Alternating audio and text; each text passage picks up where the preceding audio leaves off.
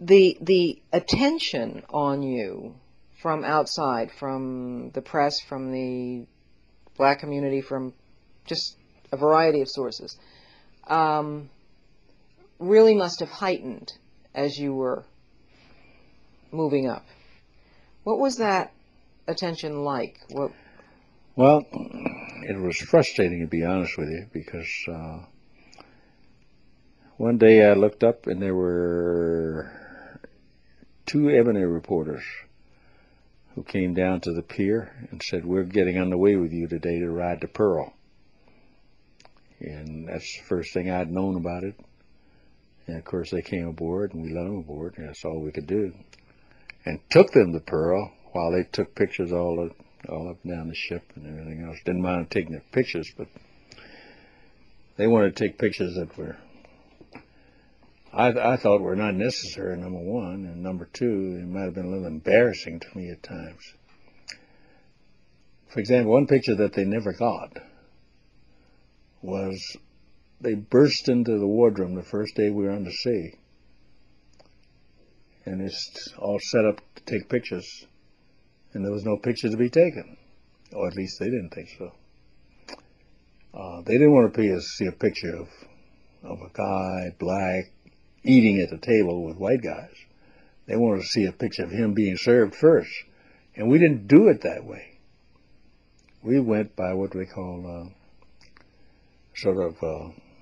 I forget what they call it now, but you start at a different place on the table each day and rotate it around so that the guy who ate first today wouldn't be first tomorrow and the next day and the next day and the next day. And I didn't care. I didn't want to be first because I didn't have any place to go, really. I could go to the bridge whenever I felt like it. But that's the way we did it. And that was really upsetting to them because they missed out on a golden opportunity to advertise here. The first guy to reach, first black guy to eat a meal on, oh, horseshit. I didn't need that kind of stuff. And a couple of times they wanted to go to sea with me at times when I didn't know it and wasn't told that they were coming, and I wouldn't let them. And that was kind of embarrassing, too. So being, I mean, in many ways, you were a star. I mean, you were a huge role model for a lot of people. I don't know about that. Role model. You don't. That sold magazines. You don't think you were a role model? Could have been, but I didn't make myself a role model. They did. And clearly you were uncomfortable with it. Mm-hmm. Why? I don't know, but I was. But at the same time, you took pride in being... I did. I took a certain amount of pride in doing those things that caused me to be that role model.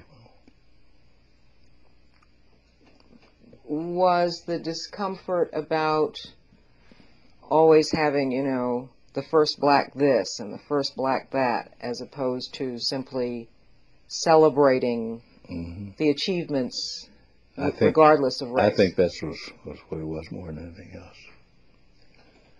First.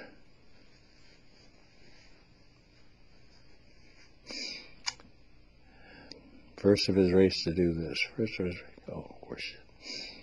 I had to do that to be successful. It just so happened that I was first. And other people would have been successful if they'd been first. As simple as that. Well, you certainly know that for an awful lot of young blacks in the Navy, particularly officers or aspiring officers, that you became a major role model. Yeah.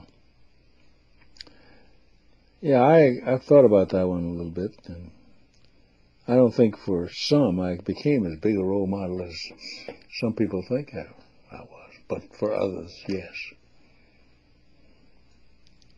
And do you feel more comfortable about that role? Mm-hmm.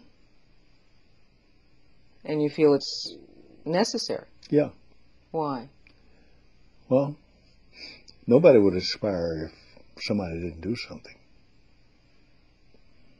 Nobody would aspire to ever do anything if somebody hadn't have done it already.